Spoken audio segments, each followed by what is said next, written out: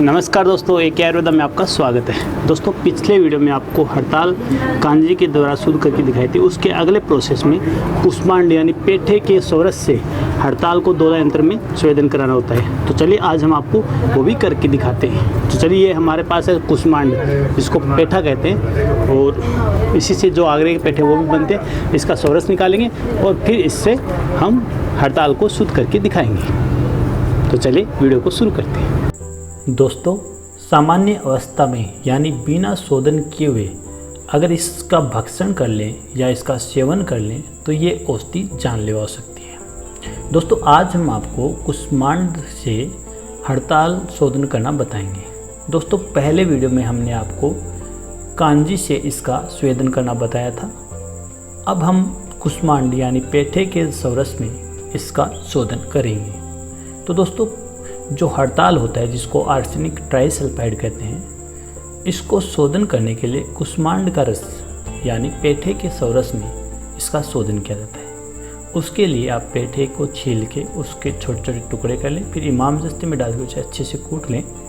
आप चाहें तो मिक्सर में डाल के उसका सोरस निकाल सकते हैं। दोस्तों, रंग के आधार पर इसे दो तरह से विभाजित किया गया है। एक होता है सफ़ेद हड़ताल और एक पीत हड़ताल। जो सफ़ेद हड़ताल होती है, जिसको गोदंती हड़ताल नाम से भी जाना जाता है, और जो पीत हड़ताल होती है उसे हल्दिया हड़ताल या फिर तपकिया हड़ताल नाम से भी जाना जाता है।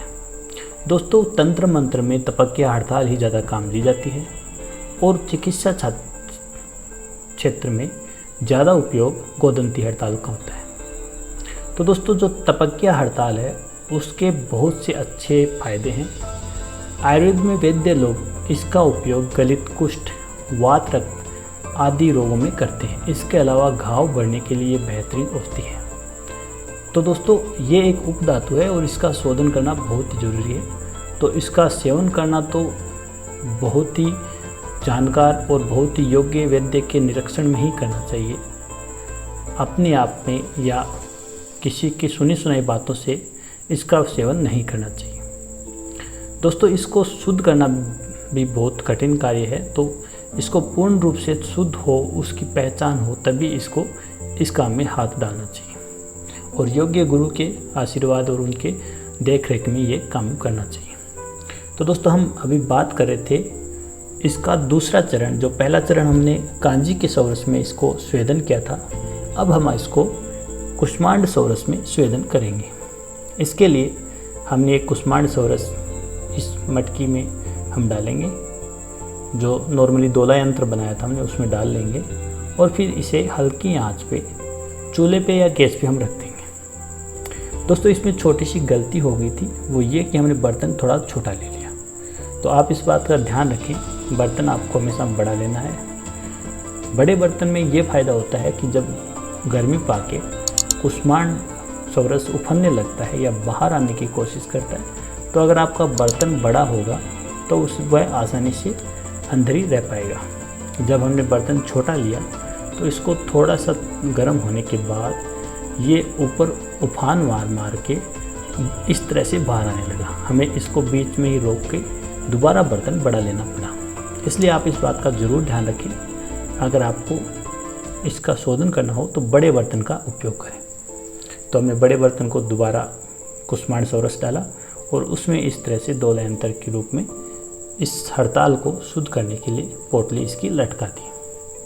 अब इसका जो एक पहर तक आपको इसका शोधन करना है, वो आपको इसको हल्की आंच पे चलाए रखें।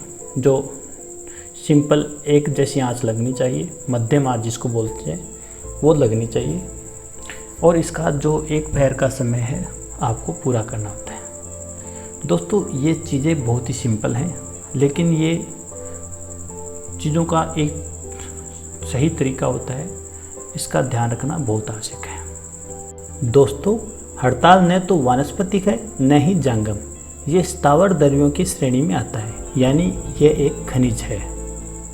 दोस्तों, शुद्ध हड़ताल का उपयोग कई तरह की आयुर्वेदिक औषधियों में किया जाता है, जैसे कस्तूरी भैरव रस, ताल सिंदूर, नित्यानंद रस, रक्त पित्तांत रस जैसी औषधियों के निर्माण में इसका प्रयोग किया जाता है। इसके अलावा विभिन्न रोगों में ये काम ली जाती है, जैसे फिरंग, कुष्ठ, अर्श, अपस्मार, भगंदर, नाड़ी व्रण, खून की खराबी, अस्थमा, फोड़े फुंसियाँ और वात और पित्त दोष के शमन करने के लिए भी इसका उपयोग किया जाता है। दोस्तों, इसकी उपयोग की मात्रा बहुत ही न्यूनतम है, यानी अगर इसकी मात्रा हमें लेनी हो तो एक रत्ती का 8वां भाग लगभग 15 mg से 30 mg तक इसकी मात्रा आप ले सकते हैं, वो भी योग्य वैद्य या आयुर्वेद विशेषज्ञ के निरीक्षण में। दोस्तों, इसको बिना किसी के सलाह के या बिना वैद्य की सलाह के कभी भी सेवन नहीं करना चाहिए। इसके साथ अन्य औषधियों को भी मिला के सेवन करना चाहिए, जो आपके आयुर्वेद विशेषज्ञ के निरीक्षण में ली जानी चाहिए। दोस्तों, इसके अलावा इसके अनपान के रूप में आप शहद, घी या दूध का प्रयोग कर सकते हैं। खट्टी चीज़ों का सेवन इसके साथ नहीं करना चाहिए। गरिष्ठ भोजन का सेवन आपको नहीं करना चाहिए। और जो पित्तवर्धक औषधियाँ हैं या जो पित्त को बढ़ाने वाली औषधियाँ हैं, उनको भी इसके साथ सेवन नहीं करना चाहिए, क्योंकि दोस्तों ये खुद एक गर्म औषधि है। इसके अलावा दोस्तों, कई तरह के रोगों में इसका प्रयोग किया जाता है। इसकी भस्म बना के भी प्रयोग किया जाता है और इसकी जो शुद्ध रूप में हड़ताल का प्रयोग है वो भी किया जाता है। तो दोस्तों, ये आपने हड़ताल देख ली। इसका हमने दूसरा पार्ट ये बनाया है जिसमें हम कुष्मांड के चौरस में इसका शोधन किया है। अगले वीडियो में हम आपको इसको तिल तेल में संवेदन करके दिखाएंगे। दोस्तों, एक बात आपको सही और सच्ची बताना चाहूँगा कि जितने भी ये हड़ताल, संख्या, सिंगरफ, हिंगलू, मेनसिल, जितने भी ये खनिज औषधि हैं, इनका प्रयोग सीधे रूप में नहीं करना चाहिए। सबसे पहले आपको वनस्पति द्रव्य जो भी हमारे काष्ठ औषधि हैं उनका सेवन करके फ़ायदा उठाना चाहिए। अगर उनसे कोई चीज़ सही ना हो पाए या फिर जो बड़ी उम्र के लोग हैं उनमें ही ये औषधियाँ सेवन करना चाहिए। दोस्तों, इन औषधियों के साइड इफ़ेक्ट होने के भी चांसेस रहते हैं। अगर कहीं भी बनावट में कच्चापन रह जाता है तो ये आपकी किडनी को भी इफ़ेक्ट कर सकते हैं। इसीलिए मेरी निजी सलाह है कि आप योग्य आयुर्वेद विशेषज्ञ की सलाह और उनकी देखरेख में ही इनका प्रयोग करें। अगर वैद्य सही होगा तो वो सीधे रूप में आपको इनको प्रयोग कराएगा भी नहीं। तो दोस्तों, मेरी आपसे यही सलाह है कि बिल्कुल सावधानी के साथ इन औषधियों का प्रयोग करें।